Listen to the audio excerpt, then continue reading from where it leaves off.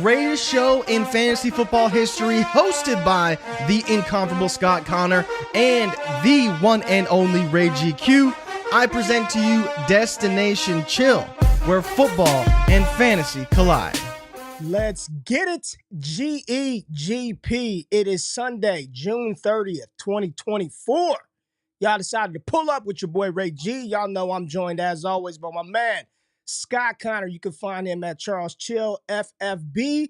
This is Destination Chill. What's happening with y'all good people? This is the last day of the fiscal year, Scott. Last day of the fiscal year, June 30th. We roll into July next month. Scott, I don't even want to play around. I don't want to play around. I want to get right into the topic. Tonight, we are still quite a ways away from the NFL season actually taking place and information happening. Yet, we are so close to actionable information taking place, transpiring, coming to fruition with the training camp. Got training camp right around the corner. But yet, it's a weird time in the dynasty space where money is burning holes in people's pockets, Scott. And in this spirit of tournaments, whether it's FFPC, Underdog, DraftKings, I know you've been doing a lot of that. I hit you up earlier this week and just asked you, man, is the dynasty game solved? Is the game solved? I was on a show with Garrett Price. Shout out to the Dynasty Nerds. And he was just asking me a couple of questions during the show. How do you build, Ray? How much do you spend time worrying about depth versus your starting lineup and youth versus production, points versus Scott, I mean, when it's all said and done, man, I'm looking for three things. Whether it's an auction, a snake, whatever the startup is. I'm looking for points.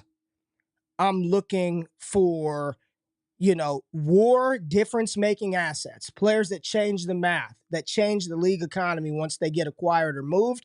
And I'm looking for ADV.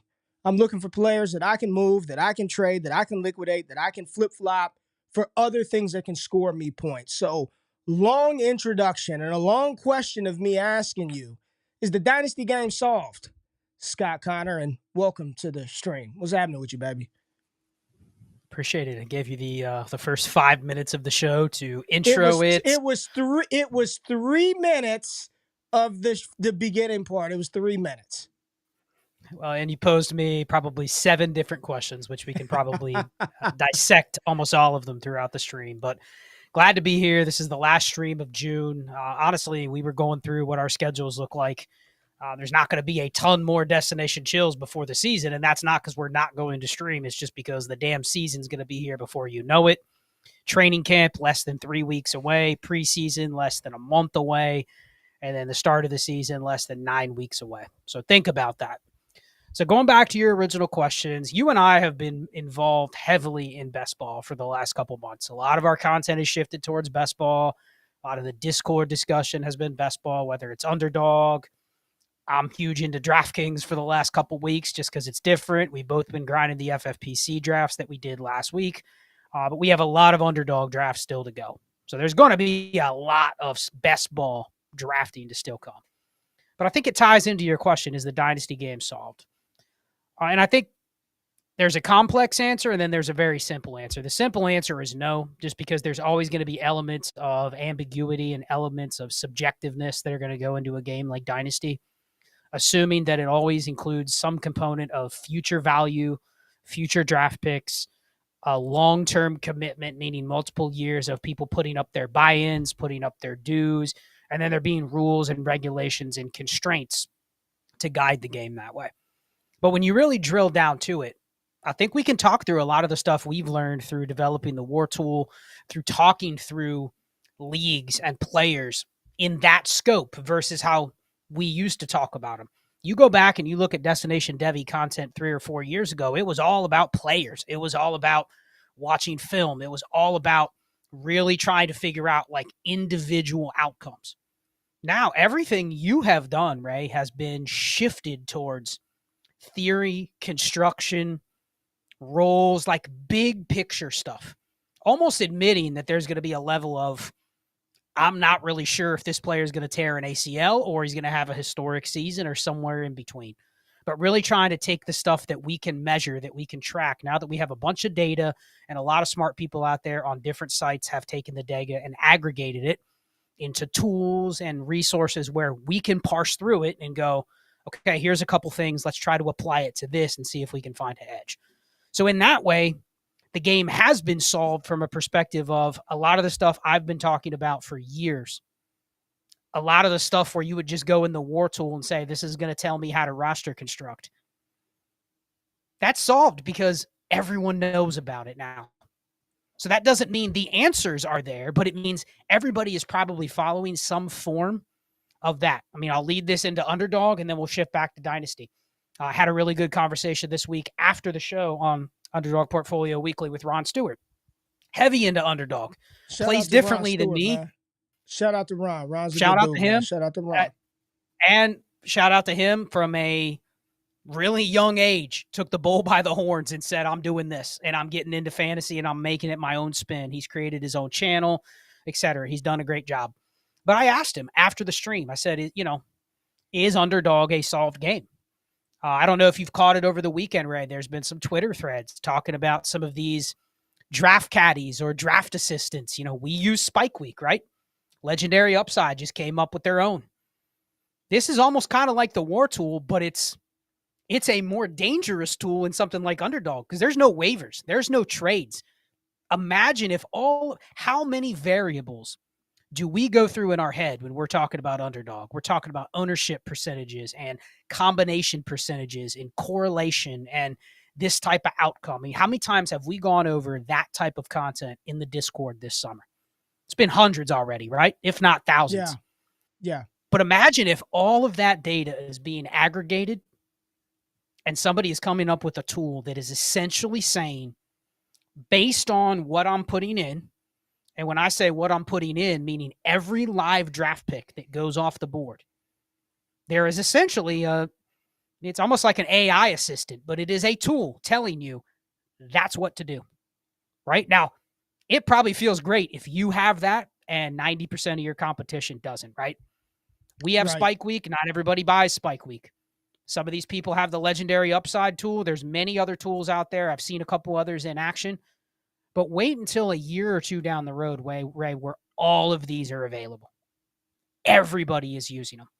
The constraints of a tournament like Underdog, where it is no waivers, no transactions, 18 rounds. There's already an ADP, which whether you like it or not, that ADP dictates how 60% of the draft goes. Wouldn't you agree? Like there's never going to be a draft where the 140th player off the board doesn't get picked, right? Impossible. Would never happen. Now, there's a dynasty league where I could tell you that the same players going in round 20 in one dynasty startup might not go in another one based on the format, based on the settings, etc. So there's just so many minimal amounts of constraints and rules in something like Underdog. As you start getting all of these tools out there, we talked about this. It's going to revert all the way back to, all right, everybody has the tool. Every single person is drafting every pick based on rostership percentage or projected rostership percentage plus correlation plus range of outcomes with who's still on the board, et cetera. And I don't know if you've seen some of these new tools, Ray, but they're almost telling you not just who to correlate, but they're refreshing it based on what's still on the board, right? It's saying, okay, the probability of being able to get this player, this tight end quarterback combination now is higher because these two picks went here. So pass on this play. Like it is almost giving you a roadmap of every single pick that's optimal. And imagine if 11 people are using that.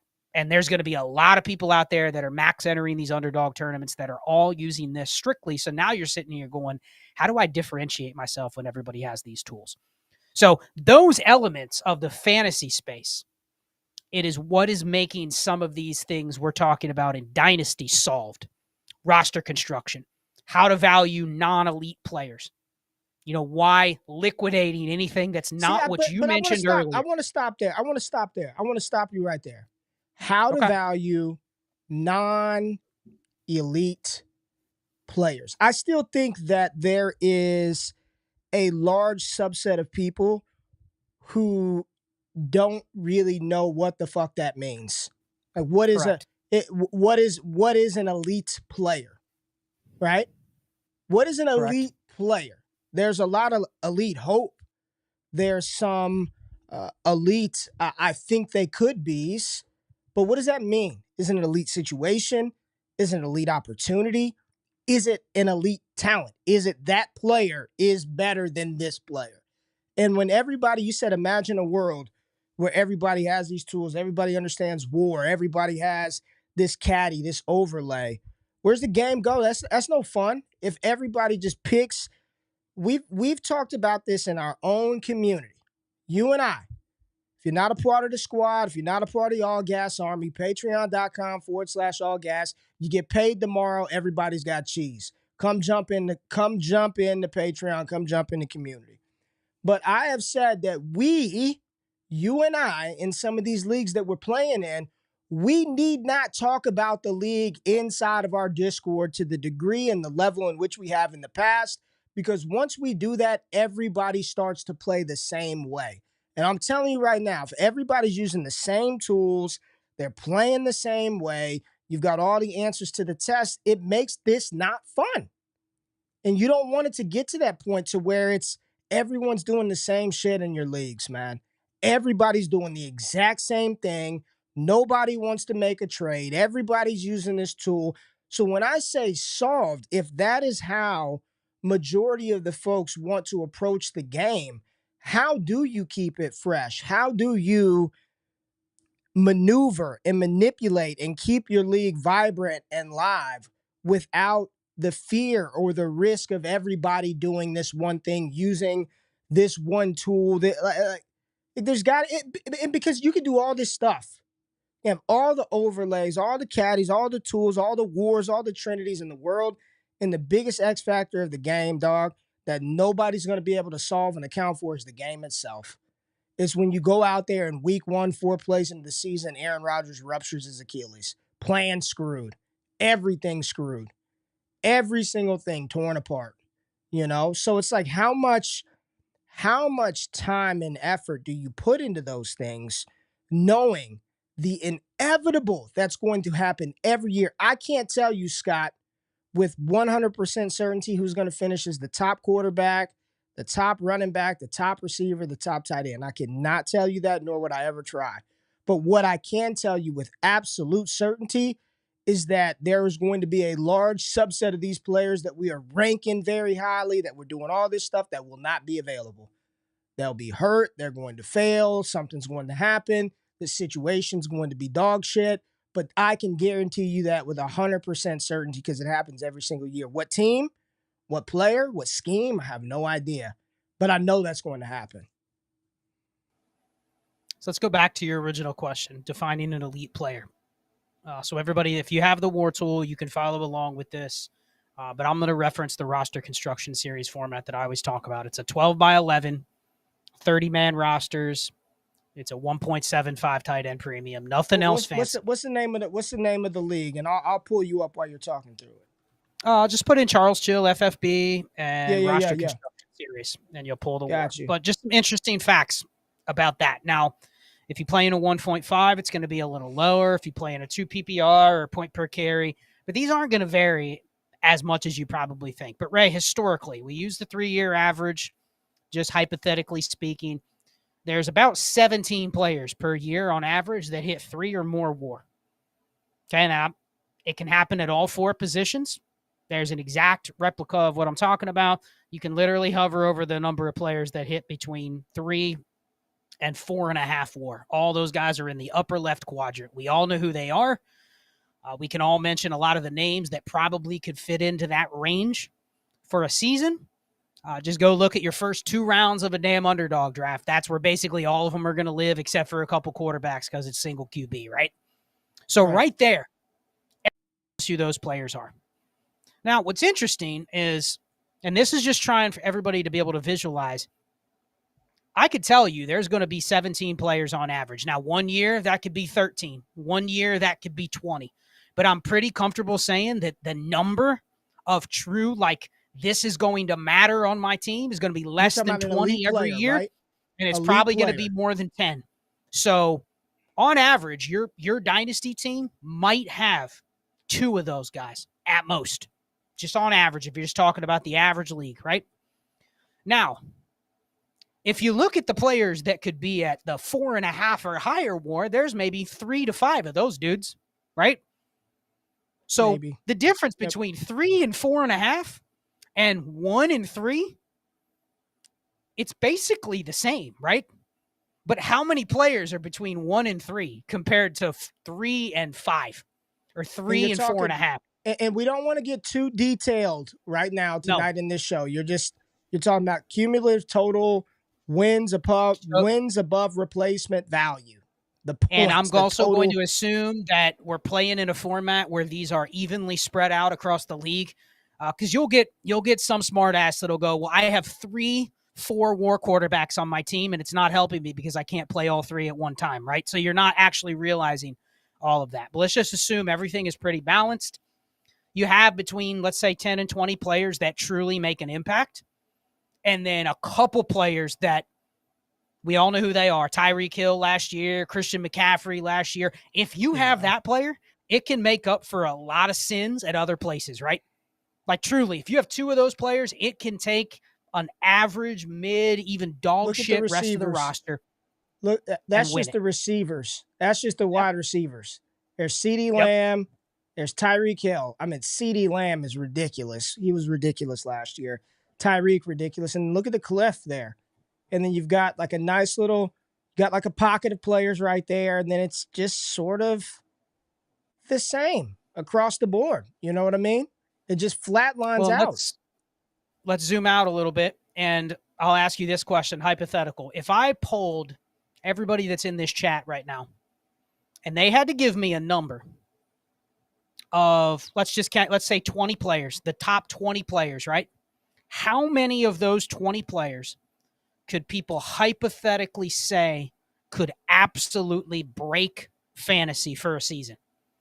Not have a very good season. I'm saying put up a 1,800 yard, 15 touchdown, 100 catch season, break fantasy. Just asking you, how many would you say, Ray? And to answer this question, you're going to have to go through the individual situations and go, okay, can this player do it? It's a very one-on-one analyzing not just the talent, but also the situation's got to be right. Like, you know what I mean? The situation has to be perfect for a player to have, a 25 point per game season. So how many would you say could just absolutely smash your league if you said best case scenario happened? What would be your number? And answer in the chat. Anybody that has a number in their head, how many would you say? No more than 8. No more than 8. I think that's fair. That's fair. I would say, and that's me including quarterback into that. If I remove QB and I'm thinking running back, wide receiver, tight end, 6. I think there's like 6 or 8 skill position players who realistically have the skill set, the opportunity, the utilization, the talent, whatever you want to call it, that could do something like that. Maybe 6 to 8, maybe. It's the top 7 or 8 players in Underdog, right? Those guys, pretty much. Sure. And maybe you not could probably even also all of them. say there might even be 1 or 2 where you could go, all right, Jamar Chase has never had a season like that. I don't know if J.J. McCarthy's going to drag Justin Jefferson to a season like that. Well, that's what I mean. I don't. That's what I said. I don't know if Jefferson's in there. You can nitpick all of those guys that haven't done it before, other than CeeDee, McCaffrey, and Tyreek. You could probably question all the others. Now, we choose not to question them necessarily, but I think you're right on the line. It's probably 7 or 8. You could question the others. You could question that. Because Bijan's in the cap, you could question every last one. Bijan and Brees have never done it, so there's no reason to say for sure they can put up 20 points per game. Correct. I totally get that. Correct. So, point is, we already know there's very few players. Now, yes. Here's the second question. Not counting the quarterbacks, we know the quarterbacks. There's again probably 3 or 4 quarterbacks in that same range. Sure. So let's call it 10 to 12 players total that we could think make up that top 4 or 5 that just break the league. And those 12 are probably making up the majority of those that you expect to finish in that 3 WAR or higher range, right? The difference makers. Right. Now, if I asked not how many you think when the listeners are going through this rationally, but when you listen to Dynasty Pods, when you hear people talk about their favorite buys and their favorite values, how many players would people tell you have a potential to put up that 1.5 to 3 WAR? 75, 80. More. Every damn player. There's 40 to 50 receivers, Ray, that could do it. I mean, there's 40 to 50 receivers that, man, if everything goes right, that's a wide receiver 2, right? Yeah. Look at Underdog. There's a group of 48 receivers in Underdog that just all get ripped off. And then people are like, I'm going to take a break and chill before I start drafting Curtis Samuel and Mike Williams. It's like, and Cortland Sutton I got to grab that Keon Coleman and JSN because that's the end of a tier break, right? And in Dynasty, those are the ones where people would go, man, if it breaks right, JSN, that could be a top 24 receiver. Jordan Addison, man, that could be a top 24 receiver. Like, you can go down the line and name 40-plus receivers, and we're not even getting into running backs. We don't value running backs. But hell, there's 30 running backs. If you told me they get the volume and the opportunity, they could put up 15 points per game, right? There's plenty of them in that range. So it's funny when you ask people how many guys in their best case scenario could get close to that 3 number, which I told you historically it's about 17 to 20 players a year. The Dynasty community have googly eyes for 75 to 100 players that they think. Is that not the game, though, man? Is that not the game? Is that not the game? That is why it is not a solved game. That range of players, that's where the hopium, that's where the ADV lives. That's where if you practice some of these roster construction principles, I can give Ray a name. I could say, Ray, Zay Flowers. You can say, good rookie year, like the player, but I know inherently he's not making or breaking my team if I have Tyreek Hill and I have Lamar Jackson, right? Like, those are the guys that are determining whether I probably win or lose. Zay Flowers is just a nice piece, but as soon as I put the question to you, Ray, what would you rather have? A 25 first for Zay Flowers, or you can buy Pop Douglas for a 25 third? Which one would you rather have? Yeah, give me old Pop for the assuming third. You're focused on is what they can give you in the scope of your production. The answer almost equivocally is give me the lesser player at receiver, give me the running back that maybe has a slightly murkier situation, because all of those answers are completely ignoring what? Value. I don't value Pop Douglas because he's likely to just be what he is and probably get replaced in a couple years. But I value JSN, Ray, because, man, that could be the next Amon-Ra or Cooper Kupp. And it could. But the probabilities are low that is where the gap is, and that is where I think Dynasty is never solved, because those are the players. That 20 to 100 range, guess what? Those are the most popular players that content creators like to talk about. That is where all the quote-unquote edge from buys and sells and profiles that I think are going to take a leap and players that I think are overvalued are going to live. Ain't nobody out there saying Lamar Jackson's overvalued, right? They may say, okay, he's going to get injured and he's going to be 29 soon. That's a different analysis. But to say if he's healthy and he's going to play, pretty much everybody agrees about where he's going to finish. And it's going to be above that range that I'm talking about here. So that's my take on why the game's not solved, because that range of player always exists. That is where all the sexy new rookies jump into the league, every draft class. That is where all the first-round picks are valued. But is that not solved? Is that when you know? It's not solved. It's not solved because there's the human element and there's psychology that goes into it. For every you or I, go to another website and there is somebody at that site that is telling you that just watch out for JSN this year. Watch out for James Cook. He's going to catch 70 balls, Ray. Just watch out for somebody in that range. Buy him. Buy him low. Now, what's the buy low look like? When we're talking about buy JSN low, what are you actually expecting the peak to be? And what we're saying, if the peak is just he's wide receiver 24, that's not really a peak in the terms that we're talking about, right? That's not a difference maker. That still falls into the range of I'd rather have him over a lot of his peers, but it's not moving the needle. And that is where the bias exists. Let me pivot and ask you a question or a theory. All right. And I'm taking notes as we go, but we've spent a lot of time talking about the wide receivers, and you said we don't value the running back position. You know how we talk about any running back on a 53, baby. There are a handful of ones that matter, and everybody else is just replaceable. Their bodies. But Scott, I'm looking at these receivers, man.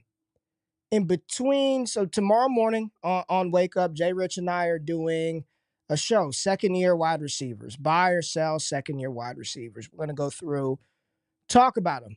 And as I'm building out this list, so make sure you're there tomorrow morning, make sure you're there. As we're building out this list, Scott, I'm writing down all these damn names, dude. Literally, it's like 50 damn players from last year alone. Whether it's Jordan Reed, Jaden Reed, Jordan Addison, JSN, you've got Tank Dell, Zay Flowers, just from that class. And then you look inside that cluster, and there's George Pickens and T. Higgins, and you've got DK Metcalf, Rashee Rice, Diggs, McLaurin Cooper, Christian Kirk. In between, from wide receiver like 17 through 50, man. 50, J-Mo, Adnan Mitchell, Christian Watson, Deontay Johnson. Beyond then, you've got Josh Downs at wide receiver 54, Jermaine Burton 58. All these receiver names. There's no way they're... Listen, I like Dontavian Wicks too, but people out there pumping him up to be the wide receiver one in Green Bay, it's just ridiculous talk. It's insane. Do you think that we're going to reach a point where the pendulum, because it always does, swings back to the running back that is presumed the bell cow, that's getting the contract, that's being paid, whether that be a Ramondre Stevenson? Shout out to Matt Kelly. You know I got love for my dog. I saw him say, saw Thing hit the feed. No difference between Breece Hall and Rachaad White. Do you think we're going to get to a point where RB value starts to return, because they are the ones that seem to be a little more predictable when you're talking about scoring? You know, the running back, when they start, they're going to get the ball if they're in the part of a rotation, opposed to some of these wide receiver rooms where Buffalo, the hell if I know if it's Khalil Shakir, Keon Coleman, Dalton Kincaid, or Curtis Samuel. You don't know either. None of us know, but I know James Cook's getting the ball. I know that unequivocally. So do you think we're going to get to a point where the value swings away from this massive cluster of wide receiver, not even twos, threes, and fours, and starts to pivot and transition to the guys who are getting opportunity and scoring points, despite the fact that you don't like the running back position that much? Short answer to me is no. I think we've already gotten to the point where we have running back solved. And what I mean is that next year's running back class is supposed to be good. I already see the chat saying next year's running back class is supposed to be good. I agree. But I think the only true running backs that are going to hold more than, hey, it's a running back, hey, they have some opportunity, hey, that's a nice profile, hopefully they're on a good team, they get some receptions, they get some opportunity, they get some touchdowns, etc. The only guys that are going to hold that are the ones that are going to come into the league with the perception of having the ADV already, of having the built-in value floor. So think the Bijan. I don't know. You got Pacheco, Rachaad White. These guys didn't have that type of perception coming in. I'm just playing devil's advocate here. Well, and here's what I'm saying. I think we will return to a place where running back commodities become something that people are a little more interested in buying, and they're not going to hold it as much against them as maybe they did in the past. But I think the masses are going to continue to treat the running back position like it's not an investment. It is something that I need to win. I need to have some running backs that get some opportunity, but I don't think we're ever going to return to where people treat the running backs as any sort of investment. So what that means for something like 2025 is people may value Here's why people will value 25 picks more, because they've already built their rosters in a way where they've been so obsessed with receiver. They've collected so many receivers. And now the teams that refuse to pay for any running backs over the last couple of years, they're sitting on a couple picks next year where they go, wow, I can draft a good running back. I can draft a legit profile running back that going is to a place where I think he's going to have opportunity right away. But I don't think we're ever going to get back to a place where the top 12 running backs in Dynasty hold commodity value to where you want to be holding that value on your team unless you're using it. And you probably don't want to have too much of it. I don't want a team, regardless of who they are, I don't want a team that has Jonathan Taylor, Travis Etienne, and Rachaad White. Don't want that.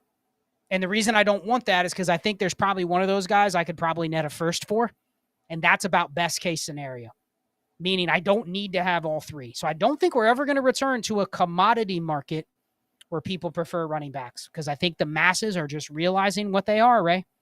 They want them. They're going to want them a little bit more, but I don't think their value is going to go up, if that makes sense. I did a long voice message the other day in the Trades in 5 Discord, 18-minute voice message for the patrons in there. And it talked about this topic because people asked me, and it was a sharp person that brought up, okay, how can you, Scott, preach about this wide receiver saturation, right? You're just going to talk tomorrow about the year 2 receivers.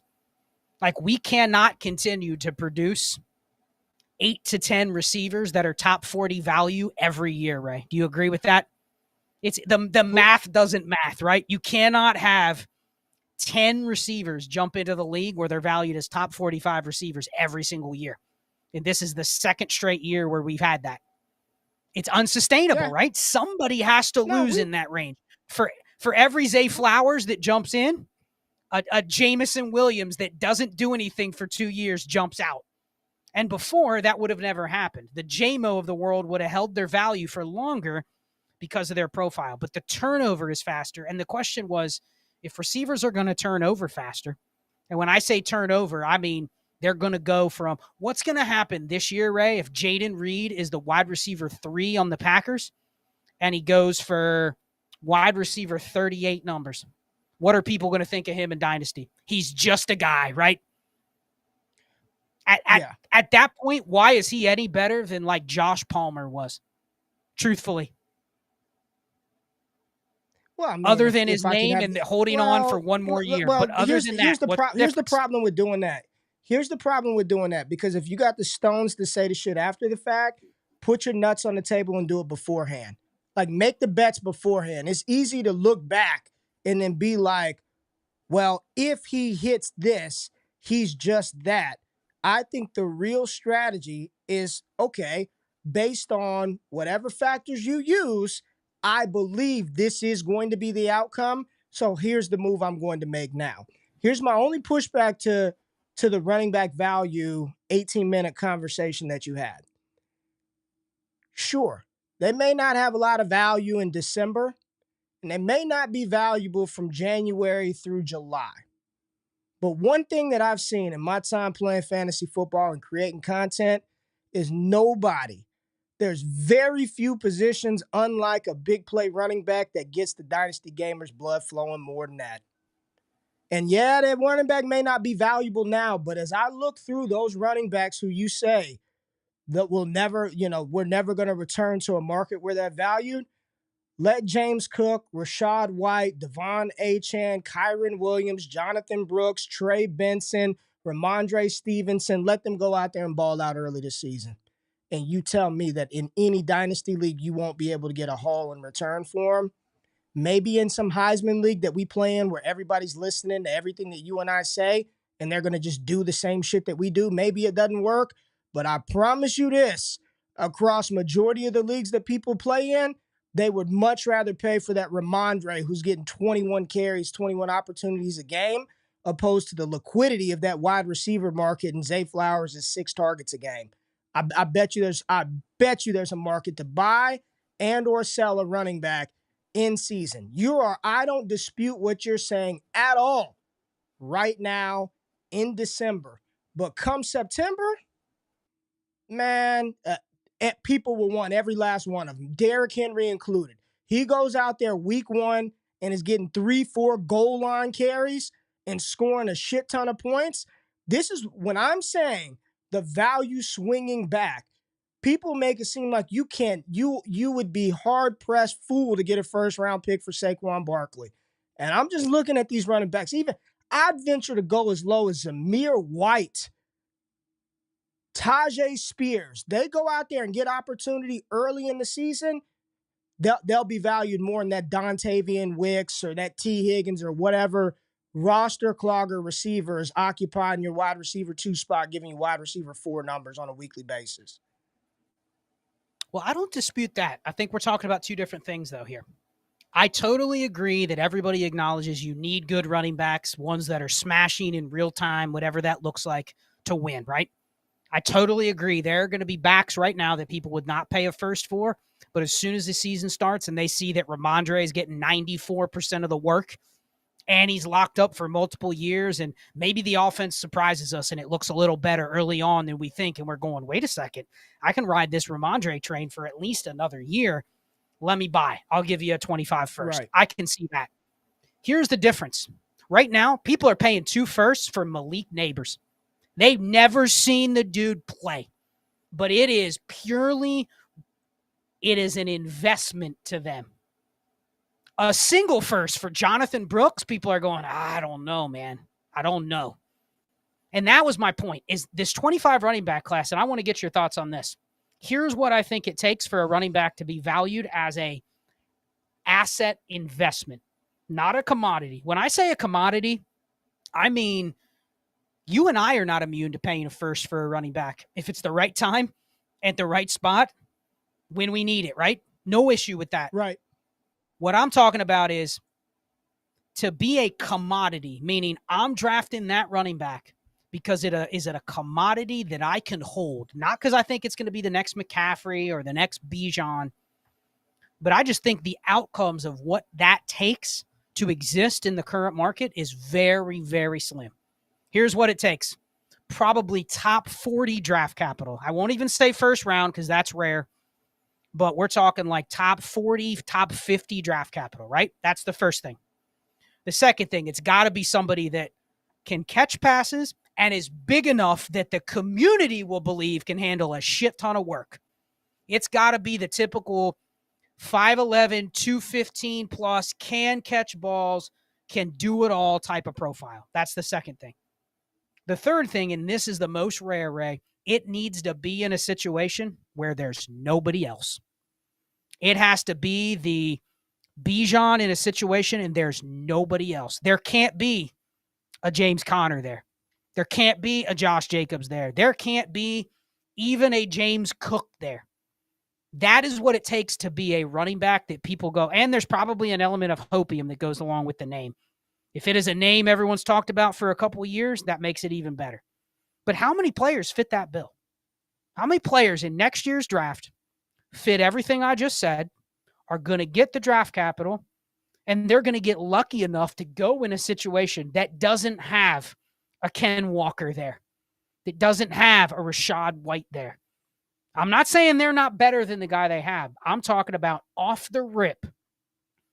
Quinshad Judkins goes in the first, and he is the best running back on his team by far. There's no competition. There's not another back on his team going in the top 50 in Underdog. It's all him and nobody else. Like, that is what it takes to have a value as a true commodity or a true value piece at running back these days, in my opinion. There's just not many of them, no matter how good the class is. Yeah, but I think you're only viewing it from you're putting a lot of it into their perceived package coming into the league.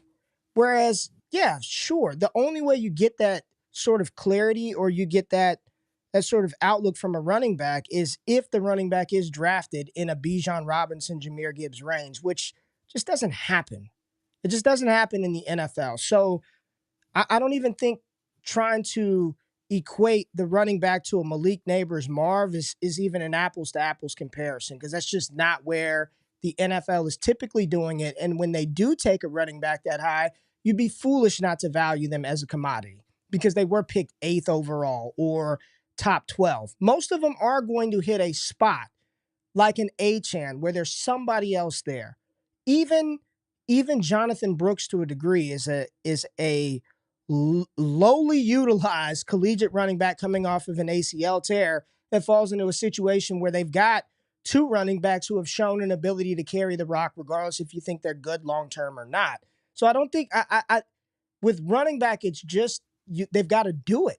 It's once they do it, and here's one of the things that we don't do a lot in Dynasty and fantasy football is when they do it, we find reasons why not to believe that they can do it again, and then you just kind of pivot out of it regardless. So in these situations, when you're looking at, whether it's Jonathan Brooks or you're talking about 2025, I mean, you got like 8 guys that are going to be probably drafted in a range in which they're going to get some opportunity.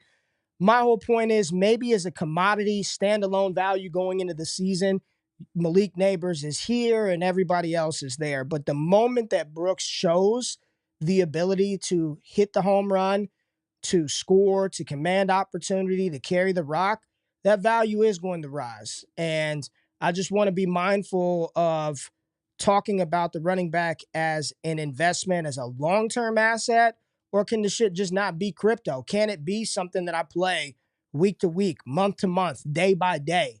And there is value inside of having that position. And I do think that as we move forward in the game of football with so many offenses utilizing multiple wide receiver sets, I'm not telling you something that I think. I'm not telling you something that I'm theorizing. I'm telling you something that I know, that teams are deploying a smattering of wide receivers week in, week out, different rotations, different formations. People will wise up in the dynasty game that this quarterback isn't going to support 4 wide receivers and multiple tight ends and multiple running backs. And there's another side of football. There's another 11 players that get paid just as much as the other guys to limit them. I do think we're going to find ourselves in a world where we find running backs that have opportunity and or skill to warrant significant value at some point in time. That doesn't mean it's a long-term commodity that you want to park your 401k in, that you want to bank your future on. But in a short window, I think there are quite a few of them that are going to have massive value swings that are much higher than their current ADP is listed right now, whether you use Dynasty Daddy, KTC, or whatever it is.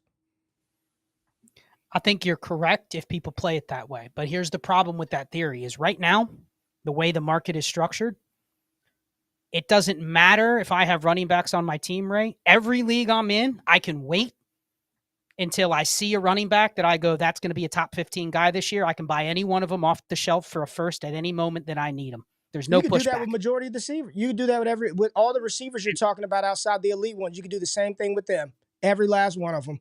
But the difference is, as soon as I get Malik Neighbors, I can flip him for 2 firsts right now. If I get Jonathan Brooks, I can't.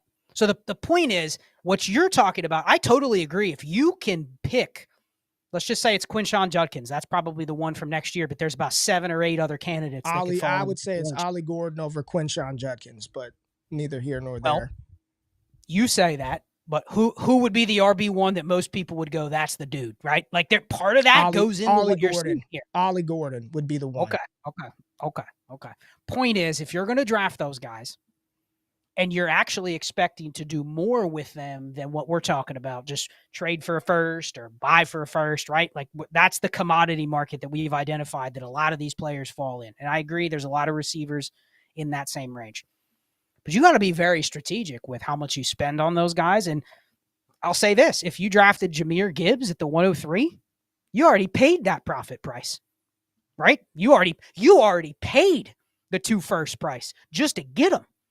So the guy that is the Quinshon Judkins or Ollie Gordon, or whoever it is next year, here's the problem. If this is a weak quarterback class and there's only a couple receivers at the top, like those guys are going to go in the top 5 or 6. So it all comes down to what was that pick you had worth before you even take them. The difference, what you're talking about is, all right, I can get one of these guys in the mid-late first of a rookie draft. And then as soon as there's the perception that this could be the next Jonathan Taylor, or this could be the next Breece Hall, That's where some of the value comes in, where now they're a commodity that you are profiting off of versus you're just drafting for your roster.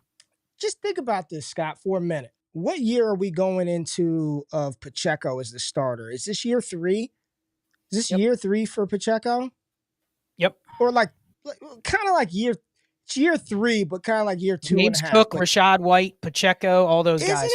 Isn't it? It's just funny that we're going into year 3, and this is probably, if I were to make a guess or a prediction, this might be like the best season you get out of these guys coming up right now. Now, some of them will continue to play longer. Some of them, the decline may happen now, but these guys are in a spot to play for a contract, whether that be for their team or for a new team. And it's like, now the dynasty community's bought in, right? Whatever you want to rank them, but they're being valued at least across the board from people making picks and drafts as top 12 running backs. Finally, going into year 3. Like, now they have become commodity light. They've become commodity light. What do you do with those guys? Because nobody, and I'm on Dynasty Daddy now to see, shout out to Jeremy and Dynasty Daddy. I'm going to see some trades that have happened with some of these running back names, opposed to some of the receivers that are sort of in that similar war range. But what do you do with those guys now?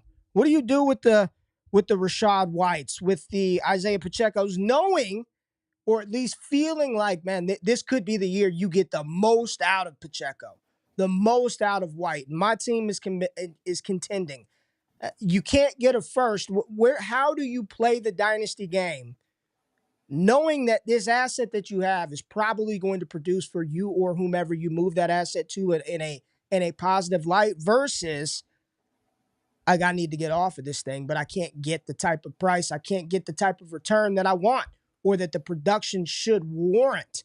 How do you manipulate that? How do you maneuver that while I look up some trades? You mean it's an asset that the production you get exceeds the value that you're getting? You know good and damn well Pacheco's worth more than a second. Well, welcome to 80% of the players we're talking about in this range. And here's where the fallacy comes in. This is why I've crafted this wide receiver saturation narrative, because let's just throw those names out. The year 3 guys, right? Pacheco, James Cook, Rachaad White. Okay. All 3 of those guys are now leading the backfield for the second year of their career, right? Yes. All of them have proven they are what? Good players. Good running backs. Not great. Right?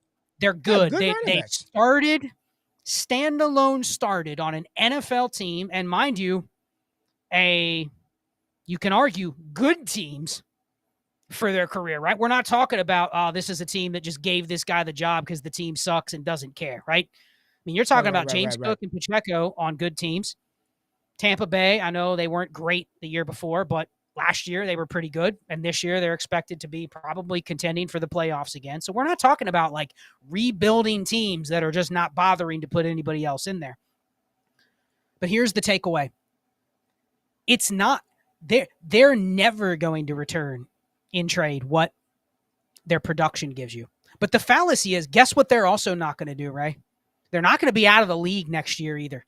Right. They're going to be any running back on a 53, probably through another contract. Now, it may end up looking like the next Jamal Williams or the next A.J. Dillon, where they're on a second contract, but they've fallen to a point where they're not the preferred back anymore. Maybe they're the lesser half of a committee, or like in A.J. Dillon's circumstances, probably the third running back. Same with Jamal Williams. But the point is, they're not going to go away. So, and guess what I have if I have Rachaad White now? I may have a starter for this year. I may have a strong committee guy next year. But you know what I have probably for 3 more years? A running back on a 53 that somebody may go in 2026. Damn, that guy was a starter in 2023 and 2024. Let's give him a 2-game shot because we have an injury or 2. We can trust that guy because he's a veteran. And that people are paying second-round picks in season to get a 3-week Deontay Foreman. The floor for a lot of these running backs is just that for the rest of their career. So that is where the fallacy of these guys don't last as long, right? You hear running backs don't last as long, but you know who may not last that long either? Jaden Reed or Josh Downs. They may Let just me be a ask. guy. Let me They're just just ask. a What do you guy. have against Jaden Reed? Why is Jaden Reed the name that pops up with every example? I like Jaden Reed. I'll say let's throw in JSN instead or Zay Flowers instead. Well, let me ask you something. Let me ask you something, Scott. Let me ask you something. I'm on Dynasty Daddy, and I'm going to ask you 2 easy questions. And I think this is going to – I really want to drill down how motivated you are to sort of pivot off of this range of player, okay? So, easy. Isaiah Pacheco 3 days ago in a super flex 10-team start 10 PPR, 25 first-round pick, straight up. Isaiah Pacheco. Gone, done, easy for you. Generally speaking, no, 25 first for Pacheco. Okay. That's a bailout answer. Here's the answer. I'm going to structure my teams to where I'm going to need a couple Pachecos, but if I don't need them, then it's gone. And that goes down to, you know who else is gone if I don't need them? Saquon, Travis Etienne, Jonathan Taylor. Don't care about the name. Got you. These are easy. I don't want to go. This is easy. Let me put a little pressure to you. Yes. Pacheco, yes, I'd take a first because I could fill him cheaper. Go ahead. Move forward. Yep, easy. All right, mister. Would you pay your Pacheco a 25 first and Zay Flowers for the elite asset that is Amon-Ra St. Brown in a 25 second and a 12-team start 10? You're paying... Yes. So you would send Pacheco, Flowers, and you know what the gravy is there? You're giving me a second back, which I could probably turn around and get a Jerome Ford for it, get the same friggin' thing. So yes, 100%. I'm just asking because I think those type of structured deals are how you get off of assets like that in the first place. By and large, you need to package it up with something else. And then it also puts, like, would you do that? Would you pay that to move that asset? Where else? Where's another interesting one where a manager had to give up something for? Yeah, this one is ridiculous right here with Patrick Mahomes. Do you see that? Are you on Dynasty Daddy? I'm not on Dynasty Daddy. No, I'm not looking at the same deals you are. Here goes somebody selling Mahomes for just pure hopium package. Yeah, it's Mahomes and CeeDee Lamb for pure hopium. I'm not even going to read that out. Here's one right here. Isaiah Pacheco for T. Higgins in a second. So now you're going from that range of running back to that range of receiver, and you get a second on top of it. Is that enough to move your Pacheco? Yeah, yes. That's not even close. Okay. Tony Pollard and Tajay Spears for Pacheco. I can't imagine what somebody is thinking, but yes, that's wild. It is a little wild. It is a little wild. You don't see a lot of 1-for-1s. Jacobs in the third, JSN for Pacheco. You got Pacheco and A.J. Brown for Garrett Wilson in a first. Would you do that? A.J. Brown, Pacheco and Garrett Wilson for A.J. Brown in a first? Is that what you said? No. Garrett Wilson in a first for Isaiah Pacheco and A.J. Brown. Yeah, because you could swap A.J. Brown and Garrett Wilson and go, you're still getting the first for Pacheco. And then you get the first for Pacheco. There it is. There it is. So those are all your Pacheco deals that have happened over the past couple of weeks. I didn't go too deep there. We went 4 days ago. Well, and let me put this comment up from the chat. Put Moggs' comment, Pacheco over Pollard and Spears. Put that up. All right. What's up, Moggs? What's happening? Okay. Pacheco over Pollard and Spears. Correct. Now, I would agree that if I had to pick between the three, if I only could have one, it would be Pacheco. You agree with that? Yeah. If you just had to pick one of the three. Yeah, but one of the three. For how we're building a team, like, give me one of the Titans guys, and I'll just figure it out with the other one that I've gotten. So now I have options to either flip both the Titans guys, flip one, bake a bet, and flip the other. Or now I just have two running backs that if you look at the war graph, I mean, what are the odds Pacheco burns me for what he's going to produce versus what the Titans guys are going to produce? You know what I mean?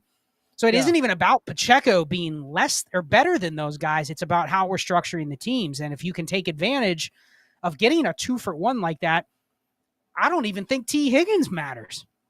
But in that trade, you're giving me T. Higgins, who I know other people like. But the key there is you're giving me the second as well, right? I can fill in what Pacheco's giving me with the second somewhere else, some way, somehow, if I have my team structured the right way. That's how I'm thinking through these things. None of this analysis on Pacheco was Isaiah Pacheco, the player, his upside, his situation, anything about him. It was just simply, I think we've probably accurately and fairly already bucketed him in the range where he's not going to finish as a top 5 running back. Like, we've already made that bet. And it's probably a pretty fair bet. Like, unless there's somebody out there telling me he's going to burn me, Pacheco's going to be the RB3, 21 points per game. Like, okay. But I'm already betting against every running back in his range to be that. So it's just simply playing the value game with all the running backs if you can actually get the value. The problem is, you could also be, there's probably people in this chat that have Pacheco, and then they go, I've tried to put him on the block. Not a single offer. Well, here's the problem. Because no one gives a shit right now. Okay. No one cares now. Let me tell you the issue with those type of players and trading them. Because when you're supposed to do it, the time to do it is when people least want to do it. It's after he's had back-to-back 2-touchdown games and he's shown to be the pass-catching back in Kansas City, and he has had 22 points a game the last 3 weeks. He's gone on an incredible stretch. That's when you should look to liquidate. That's when the value did GameStop. It GME'd overnight. It gapped up. Or Labor Day weekend when the hype is Pacheco's going to get 20 touches a game, and you want your starting lineup to have him in it, but do you see what I'm saying? I want to, after week 1, Scott, we have got to just check the pulse and the value of whatever player explodes week 1. There might not be a bigger hype sell window the more I'm thinking about this shit now, especially Scott, coming off of the past couple of seasons where we had the Puka Nakuas and the Tank Dells and the Kyron Williams. Week 1 of the 24 season, that Monday, that's going to be that Tuesday, is going to be when chaos ensues. I bet you that will be one of the moments in time this fantasy season where the value for players who probably have no business's value being as high as it is, it will probably be it will reach a crescendo after week 1. And there will be pressure on Ash to have the the Dynasty discipline to make those moves. But the time to sell Pacheco isn't now. Don't nobody care about him now. It's after he's went back-to-back 20-point weeks. It's when he's getting passing work. It's when he's getting a bunch of goal line touches. Like, you really want to move that Pacheco after he dropped 24 you 3 straight weeks? You want to move Kyron after he's done that? A lot of people talk it, and then it hits the inbox, and it's like, I need them points, Scott. I need them points, Scott. Okay, so let me push this back on you real quick, just because someone mentioned earlier at the beginning of the stream that the stock market isn't solved, so Dynasty can't be solved. So here's the thing. We all agree this is probably not the time to be trying to sell Isaiah Pacheco, right? This is definitely not the time to try to be selling Kyron Williams. But we could look up after week 1 and Kyron Williams scored 28 points, and we're going, damn, we should have collected those Kyrons, right? Like, that's another guy that people will be right back into buying if they see he gets 88% of the opportunity in week 1. All of a sudden, the market's robust for Kyron. But let me ask you this. Can you go buy Pacheco or Kyron discounted right now? Yes or no? Yeah. What's a discount? Sure. The hell if I know. I'm just taking a general thought. I would say they cost me less now than they did after week 17. Whatever percentage you want to call, they wouldn't cost me as much as they cost me in the season. Yes. I think the point is, just because you can't sell your Pacheco today versus you may be able to sell him, like you said, after week 1 if he blows up, doesn't mean you can buy him for less today because you can't sell him in other leagues. There's still an element. Josh just said it perfectly. Dynasty's not a financial market. It's a psychological market. How many times has people gone in and said, okay, I've been trying to sell Kyron all off season. No one sent me a single offer. So you know what I'm going to do? I'm going to try to play the other side of that and go buy Kyren for seconds. Then you send out a bunch of offers and they all get rejected. That's the psychological part, right? Everybody knows there's going to be a better window to sell Kyren, but so they're not going to sell him. Doesn't know that though. Like everybody doesn't know that though. But if they didn't, they would sell him now for what the quote unquote keep trade cut price is, and they don't. Well, you can't do. We know that that's not true. You can't sell anything for what the keep trade cut price is. It's the fact that the thing that is needed it's like a goddamn winter coat, Scott. I don't need it now. It's 150 degrees out here right now. I don't need the winter jacket. It's just like the story I told when I was in Hawaii. The $1 poncho had no use for it until that moment when me and my family were getting soaking wet and I needed the poncho. And that thing was super No one's going to buy the running back now because nobody needs the running back now. You got loudmouths like you and me telling you that these positions don't matter, that they're just flexible assets you could buy. No one's going to do that now. The point isn't, is the thing valuable today? It's, is the thing, or can the thing have value at a point in time? And I'm looking at what Pacheco was traded for in the season, and I can tell you whether you want to call it a discount or not, he's been acquired for less now than he was in the season when he was scoring points. You ain't got to preach to me about psychology. I'm the one that's been preaching about the game being more of what people are going to think and how they're going to maneuver down the line. And as bad as the market may look today for all those running backs, Jeremiah said in the chat, shout out to Best Ball Night School, the moment Devon A-Chain rips off a 15-yard run, people will have a hard-on of all hard-ons to either buy and or sell that running back that people don't think is valuable today. I will guarantee you that. I think the only thing that it makes me think of, though, is your analogy is spot on with the winter coat. But the difference is there are places selling winter coats today for half off because no one's interested in them, right? In Dynasty, that doesn't exist. You can't go and buy Kyren for half off because no one's interested in them. Whereas that's where there's a difference between. Okay, let me just ask you this. Since we're focused on the detail, you can't buy him for half off. Do you think Kyren cost more today, or did he cost more in week 10? The point is the discount. No. The point is answer the question. Don't you? Hey, this ain't the presidential debate, damn it. Answer the question. I'm not going to let you talk about something else. Does Kyren cost more today than he does during the season? During the season.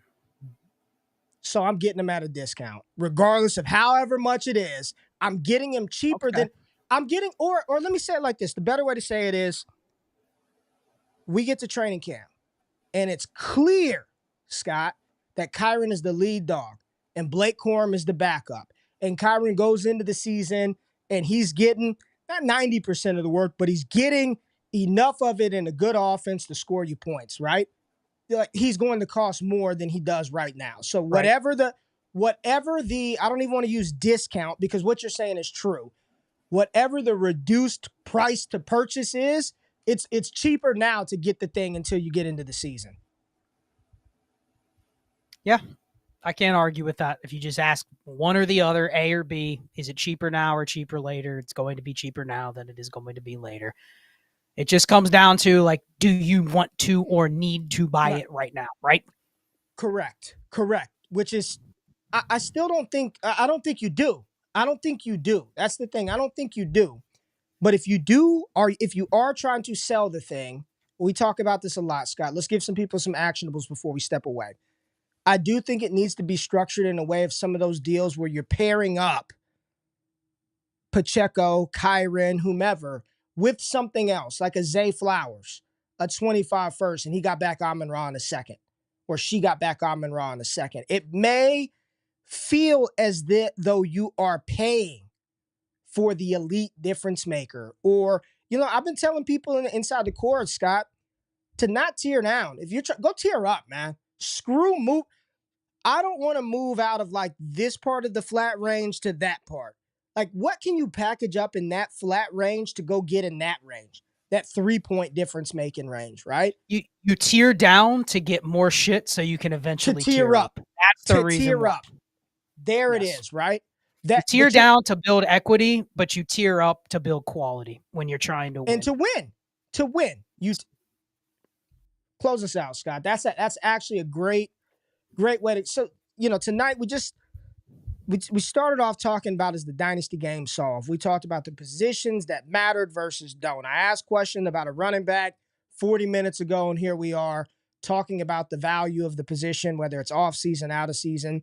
And then you tied a bow on this thing, talking about tearing up versus tearing down. Just your thoughts on the entire conversation, Scott. You're out next week.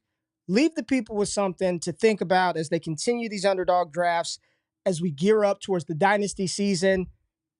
What do you got for the folks, man? And appreciate everybody in here. Real quick before you go, Scott, because you're going to close us out. Stanley hit us with a super chat. Thank you, Stanley. He said Ohio State versus Georgia in the national championship. No comment. We'll talk college ball soon. No comment, but I love you, Stanley. Stanley and Moggs, y'all need to get me your contact information in the DMs. But Scott, close us out, man. Yeah, I mean, it's been a good conversation. I think there's a lot of analogies we used. People talking about stock markets and winter coats, buying them in July, like some fun analogies on this show. But ultimately, I hit the last point with you tier down, you build equity so you can tier up eventually, because what we talked about at the beginning of the show, that's where the difference makers are. That's what's truly moving the needle.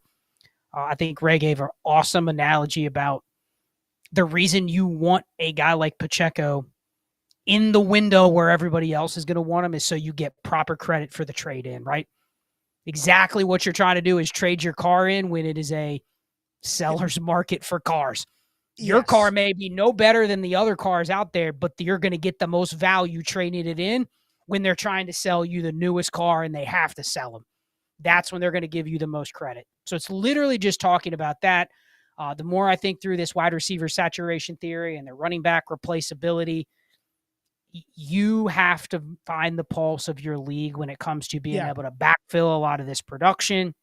It's easy for us to say, oh, yeah, I'll sell JSN for a first, and then I'll go buy Wan'Dale Robinson for a third. Right. And arguably, I could say they could give you a similar range of outcomes. But if your league doesn't allow that, don't come back to us and go, man, I tried it. I trade off all my good assets, and now everybody overvalues everything they have, and I can't do what I'm trying to do. I think it comes down to, like Josh said a couple minutes ago, it's a psychological game. You got to be able to read what's going on in your league quicker. Got to. And just understanding these moves and understanding, run the war in your league. Go back to the fundamentals and just understand that we are playing the commodity market. We are playing largely in a range that, Ray, it does not matter other than what I can get deals one with. That's it. What players I can move around the chessboard to ultimately end up making the move that wins it for me.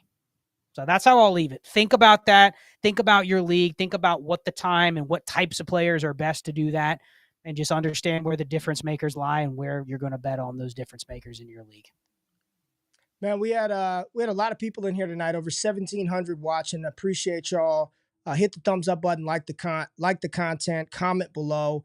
Richie hit us with a gem right here. He said, Scott, wrap it up by telling us why you hate Jaden Reed. I don't hate. I just use Jaden. I use Jaden Reed as he is the typical wide receiver 3 that people think can be a wide receiver 2. He didn't get elite draft capital. He's in a murky situation. Everything about him screams he's Christian Kirk. He's Deontay Johnson. Like, that's the type of receiver he is, and that's good. That's fine. But if you told me I ever moved those guys for a first, if I could go back 4 years on both of those players, Ray, you would have done it. This is my whole point to this conversation. We have this massive cluster of receivers that we're telling everybody, those are the commodities. Those are the things that you need to draft.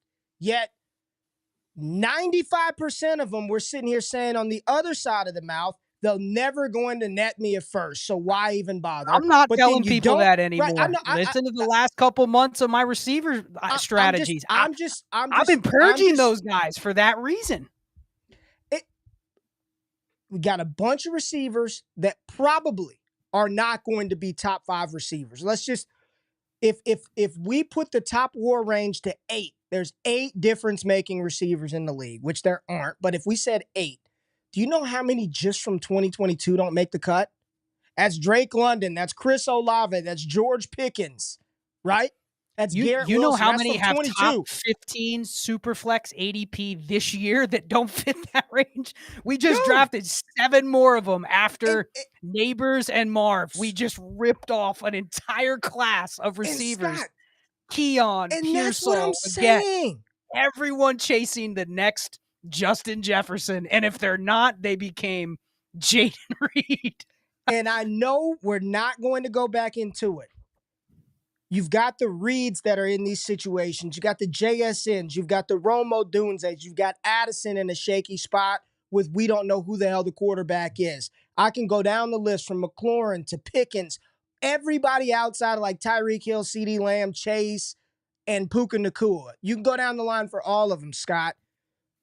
All I'm going to say is, you know what roles I'm pretty certain are going to be held and utilized? You know what roles across the league I'm fairly confident are going to touch the ball, get the opportunity, be on the field to score me fantasy points, and I'm not praying they get 4 targets and 2 rush attempts? You know who it is?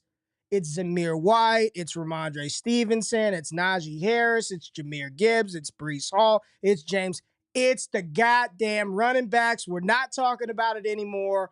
All I'm going to say is I believe, and it's my thought and theory, that the pendulum is going to swing back for better or worse. And I'm not saying for long term. I'm not saying that. And here's the beauty of it, Scott. It doesn't have to be this newly adopted principle and philosophy to take advantage of the dynasty market, to take advantage and capitalize in your league. But 25 is going to yield the type of running backs that you said profile to be those type of guys. And not only does that happen, you get the Camaras and the Connors and the Najees or the Kenneth Walkers who get a year of usage on them. And the end is even clearer for dynasty gamers with those guys. And then the magic beans and the hope of the Ollie Gordons, the Trey Hendersons, the Quinshawn Judkins, the Ashton Genties. People are going to want that thing. And here's what I believe they'll do. When it comes to the receiver, unlike this year, people are really going to focus in on like the top 3 or 4. Like I want Ted, I want Luther, I want Emeka.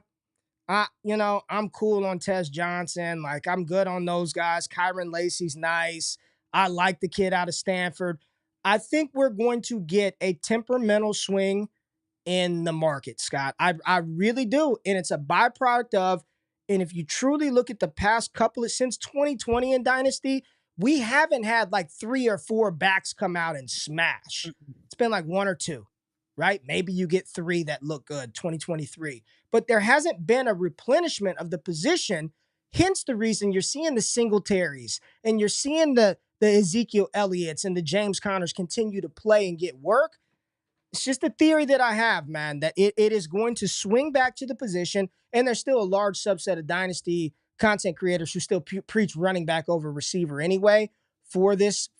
So that we're right back into the damn beginning of the show, but that's just a theory that I have, Connor.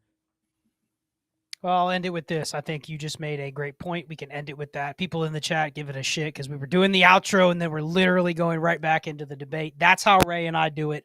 That's what we do in the Discord. When we get going, there'll be 30 people in the voice chat, and it's just Ray and I going back and forth. It will be very interesting with what you just said. I can just picture it now where there's a quarterback or 2, there's a couple receivers everybody wants, and then the rest of the picks that the last couple years have been all receivers. Now we're going, damn, there's 6 first-round running backs this year. And the real interesting thing to me will be, and I'll leave everybody with this question, where will the veteran running backs be valued relative to those rookie picks? That will be the question. Who can you buy? Can you buy the Josh Jacobs in his second year in Green Bay where everyone swears he's gone after next year? Can you buy him and a first for that 106 so you can draft Travion Henderson? Will that type of deal be on the table? Because if so, that's the type of deal that's shifting the value part of the conversation that I was kind of mentioning. I don't think will ever come back. We will see. Scott, enjoy your break. Enjoy your vacation. We are continuing to climb in viewership, but unfortunately, this episode is over. No Destination Chill. Next Sunday, we will be back. What is that, the 10th of July or something like that? We'll be back in 2 Sundays. But make sure you tap into Wake Up with me and Jay Rich tomorrow morning, 9 a.m. Eastern Time. Scott's got Destination Dynasty dropping tomorrow. You heard him talk about that, diving into those second-year receivers. Jay Rich and I are going to do some buy-sell on some second-year players. We appreciate every single eye, every single ear. Hit the thumbs up button, like the content. We'll see y'all in 2 weeks. We out.